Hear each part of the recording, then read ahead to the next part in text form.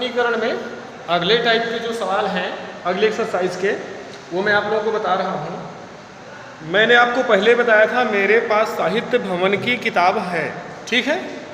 आप लोगों के पास जो भी किताब अवेलेबल हो, राजीव प्रकाशन है, मनोहर रे है, ठीक, बालाजी की है, जो भी किताब हो आप उससे सवाल हल कीजिए, ठीक है ना। मेरी किताब के पीछे मत भागिए कि मेरे पास कौन सी किताब है, ठीक।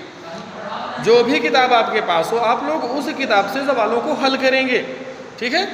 सवालों को हल करने का तरीका वही है, मैं हर टाइप के क्वेश्चन आप लोगों को बता रहा हूँ, तो ध्यान से आप लोग हल करेंगे, उनको समझेंगे और हल करेंगे। चैनल को सब्सक्राइब भी कर लें बच्चों, ठीक है ना, नहीं तो आपको वीडियो नहीं मिल पा रहे होंगे, ठीक। कभी कभी मुझे शेयर करने के लिए भूल जाता है, तो सब्सक्राइब किए रहेंगे तो ऑटोमेटिकली आप लोगों को वीडियो दिख जाएगा, ठीक है। हाँ, हर टाइप के सवाल बता रहा हूँ, जो किताब आपके पास हो आप उससे हल कीजिए, ठीक है ना। अगला टाइप रखा हुआ है, मैंने आप लोगों को एक विधि बताई थी पूर्ण वर्ग बनाकर, श्रीधराचार्य की विधि भी उसी से आगे मैंने फार्मूला बनाया था, ठीक। तो पूर्ण वर्ग बना करके हमें गुणनखंड करना है, समीकरण के हल ज्ञात करने हैं। क्या लिखा हुआ है, निम्नलिखित समीकरण को पूर्ण वर्ग बनाकर हल कीजिए, ठीक है ना। कुछ क्वेश्चन रखे हुए हैं, मैं 2 क्वेश्चन बताऊंगा आप लोगों को, बाकी आप लोगों को हल करना है, ये ध्यान देना है, ठीक है। क्वेश्चन पहला रखा हुआ है x² - 3x - 10 = 0, ठीक है ना। पहले को हल करते हैं, x² - 3x - 10 = 0, इसको पूर्ण वर्ग बना करके हल करना है, ठीक। पूर्ण वर्ग बनाने के लिए मैंने बताया था क्या चेक करना है आपको। सबसे पहले फर्स्ट स्टेप, द्विघात वाला देखो ये पूर्ण वर्ग है या नहीं, तो पता चला ये पूर्ण वर्ग है। अंतिम पद यानी अचर पद को चेक करिए, यह पूर्ण वर्ग है या नहीं, तो पता चला यह पूर्ण वर्ग नहीं है। अगली बात ये ध्यान देना है, अगर यह पद पूर्ण वर्ग है तो धनात्मक है या नहीं, ये चेक करना है। अगर पूर्ण वर्ग है, साथ में यहाँ धन चिन्ह नहीं है, तो भी यह पद गड़बड़ है, अंतिम पद में गड़बड़ है। ये अंतिम पद होगा, ये प्रथम पद, ये मध्य पद, ये अंतिम पद हो जाएगा, ठीक है। पूर्ण वर्ग नहीं है तो गड़बड़ है, ऋण चिन्ह है, धन नहीं है तो भी अंतिम पद गड़बड़ है, मतलब हमें अंतिम पद यहाँ गड़बड़ दिखाई दे दिया, ठीक है ना। अगर कहीं अंतिम पद धनात्मक है और पूर्ण वर्ग है, इसका मतलब मध्य पद में गड़बड़ है। तो अभी कहाँ गड़बड़ मिला आप लोगों को, अंतिम पद में गड़बड़ है। ये अंतिम पद यहाँ पर कुछ और होना चाहिए, -10 नहीं होना चाहिए, कुछ और होना चाहिए। तो हमें चेक करना है अंतिम पद क्या होगा। तो मैंने एक शार्ट में फार्मूला भी बताया था अंतिम पद चेक करने के लिए, आप लोगों को फार्मूला बताया था। क्या बताया था, अंतिम पद बराबर बताया था मध्य पद का वर्ग कर दीजिए बटे 4 गुणे प्रथम पद, यही बताया था, मध्य पद का वर्ग बटे 4 गुणे प्रथम पद, ये बताया था। अगर आप इतना कर देंगे तो आपको इसकी जगह पर क्या होना चाहिए वो मिल जाएगा। तो मध्य पद कितना है, -3x का होल स्क्वायर अपॉन 4 इंटू प्रथम पद x², यानी क्या हो जाएगा, 3 × 9x² बटे 4x², x² कैंसिल यानी कितना आ गया 9/4, ठीक है ना। तो हम क्या करेंगे, पूर्ण वर्ग बनाने के लिए 9/4 जोड़ने व घटाने पर ये हम लिखेंगे, हम क्या लिखेंगे, पूर्ण वर्ग बनाने के लिए 9/4 जोड़ने व घटाने पर हमारा समीकरण क्या बन जाएगा, ध्यान देना है, x² - 3x + 9/4, इसके साथ प्लस की संख्या लेंगे, -9/4 और -10 रहा आएगा बराबर 0। हम इतने को पूर्ण वर्ग बनाएंगे, ये किसका पूर्ण वर्ग रखा हुआ है, तो आप लोग ध्यान से समझ सकते हैं कि ये x - 3/2 का पूर्ण वर्ग रखा हुआ है। a - b का होल स्क्वायर फार्मूले से चेक कर सकते हैं, माइनस यहाँ एलसीएम ले लोगे 4, तो 9 + 40 बराबर, यानी ये क्या बन गया हमारा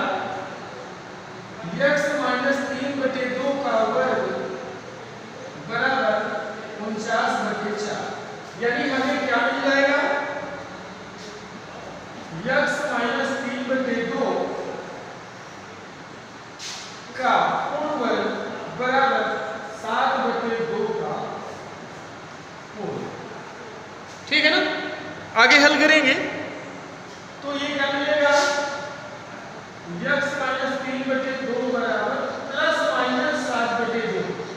ठीक है ना। किसी भी संख्या का वर्गमूल लिया जाता है तो वर्गमूल हमेशा क्या आता है, प्लस में भी और माइनस में। तो एक बार आप प्लस लेके हल कर सकते हो, एक बार माइनस लेके हल कर सकते हो। ठीक है ना। हम केवल एक पे ही हल कर रहे हैं। ठीक, दोनों में हल कर लेते हैं। तो x बराबर क्या मिलेगा, 7/2 प्लस 3/2, यानी x बराबर 10/2 हो जाएगा। यानी x बराबर 1 मान मिल गया 5। दोबारा हम यहाँ माइनस लेके हल करेंगे तो x माइनस 3/2 बराबर माइनस 7/2 लिखेंगे। तो x बराबर माइनस 7/2 प्लस 3/2, यानी x बराबर माइनस 4/2 आ जाएगा। यानी x बराबर माइनस 2 भी हमें प्राप्त हो जाएगा। तो ये हमें पूर्ण वर्ग बना करके हल करना ज्ञात हो गया। ठीक है ना। इसी तरह से और बाकी भी आप लोगों को हल करने हैं। वैसे आप लोग कोशिश कर लो तो अच्छा रहेगा, क्योंकि सभी के वीडियो दे पाना संभव नहीं है। वीडियो बहुत बड़ा हो जाएगा और वो अपलोड नहीं हो पाएगा। ठीक है ना। तो बाकी आप लोग कोशिश करिएगा। मैं अगले टाइप का क्वेश्चन रख रहा हूँ आप लोगों के सामने। हाँ, दिया हुआ है यदि निम्न द्विघात समीकरण के मूल वास्तविक हों तो उन्हें सूत्र द्वारा ज्ञात कीजिए। मतलब पहले ये हमें चेक करना होगा कि समीकरण के मूल वास्तविक हैं या नहीं।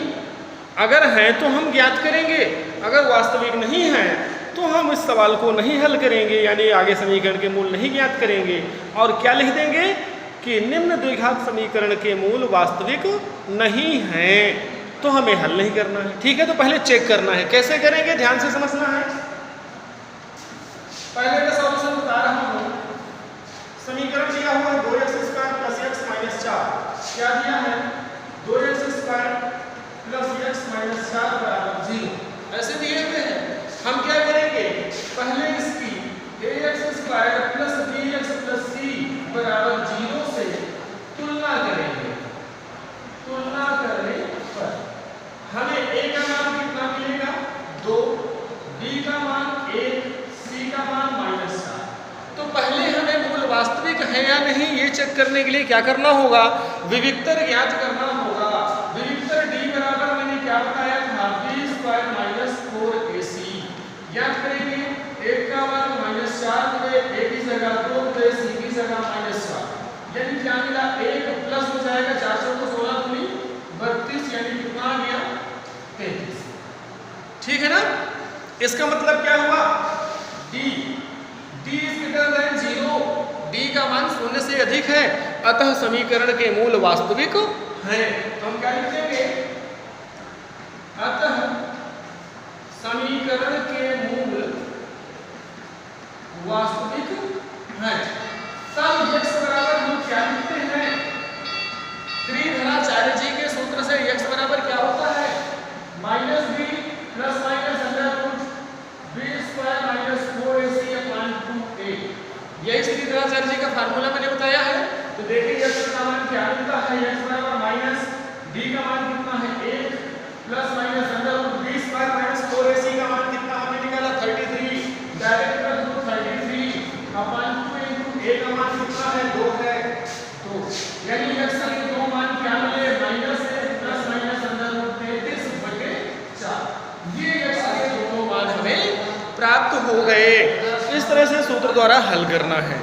एक साथ भी रख सकते हो, अलग अलग भी आप लोग रख सकते हो। ठीक है। अगला सवाल बताता हूं। अगले टाइप में रखा जा सकता है हमारे पास कि निम्न द्विघात समीकरण के विविक्तकर ज्ञात कीजिए तथा मूलों की प्रकृति भी बताइए। तो अभी मैंने विविक्तकर ज्ञात करना बताया है और मूलों की प्रकृति के लिए बताया है कैसे करना है। मैं एक सवाल फिर भी बता दे रहा हूं, बाकी आप लोग करोगे। ठीक है।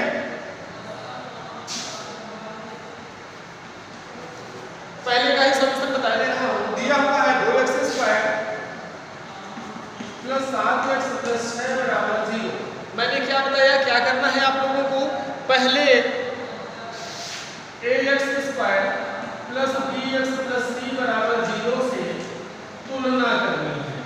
तुलना करने पर जब आप तुलना करेंगे तो a बराबर कितना आया 2, b बराबर 7, c बराबर 6। तो विविक्तकर d ज्ञात करोगे बराबर b² - 4ac।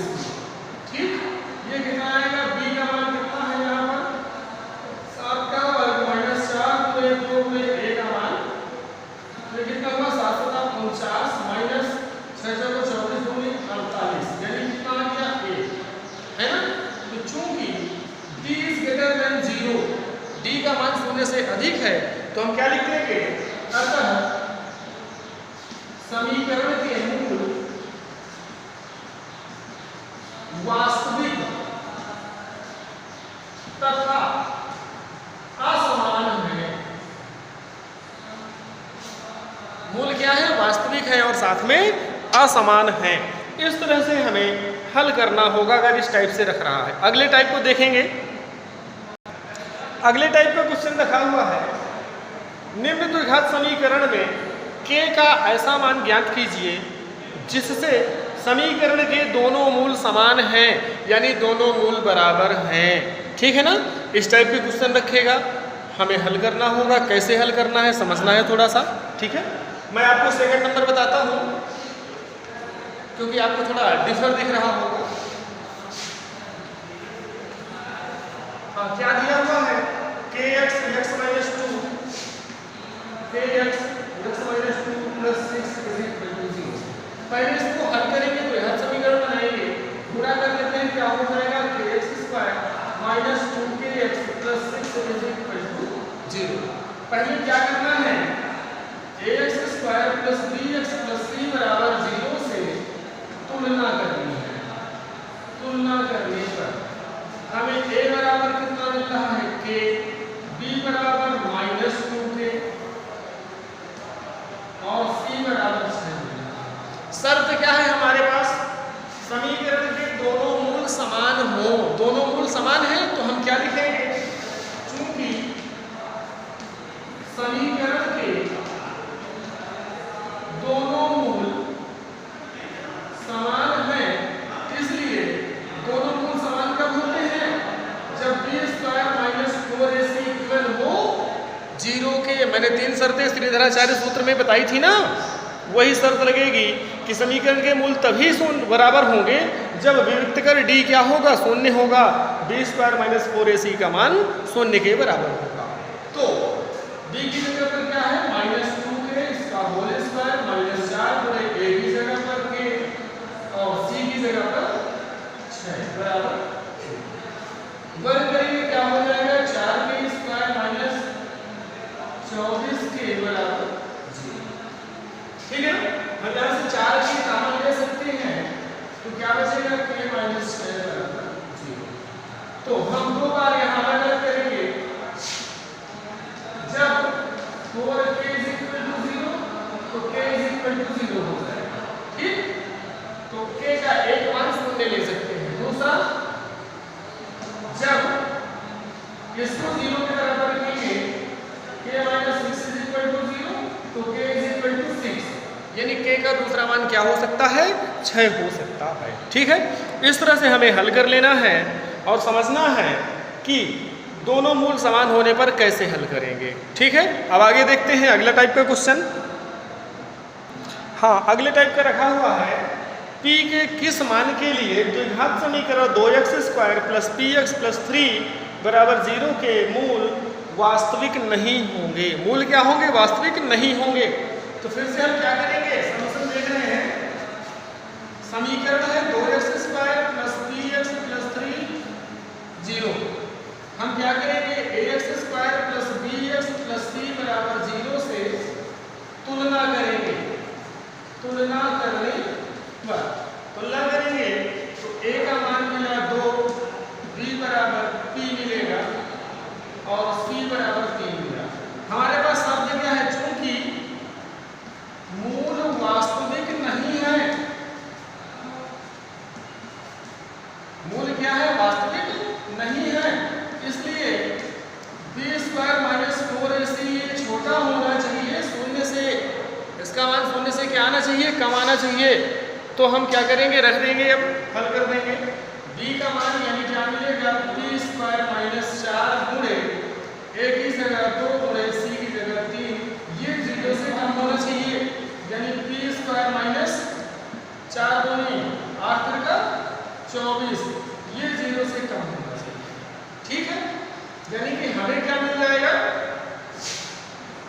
p square is less than होना चाहिए। इसको उधर ले जाएंगे तो प्लस का 24 हो जाएगा, यानी p क्या होना चाहिए, इज लेस देन √24।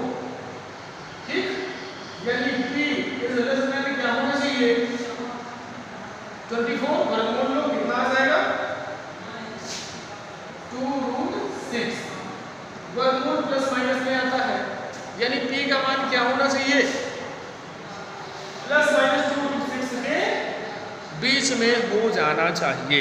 ठीक है, इससे आगे पीछे नहीं होना चाहिए, यानी माइनस 2√6 से प्लस 2√6 के बीच में होना चाहिए, यहाँ से यहाँ तक होना चाहिए, इससे इधर का नहीं होना चाहिए और इससे आगे का भी नहीं होना चाहिए।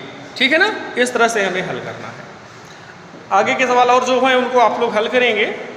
अगली एक्सरसाइज में मैं आगे के सवाल बताऊंगा किस टाइप के सवाल और हो सकते हैं, आप लोग हल करिए, समझिए।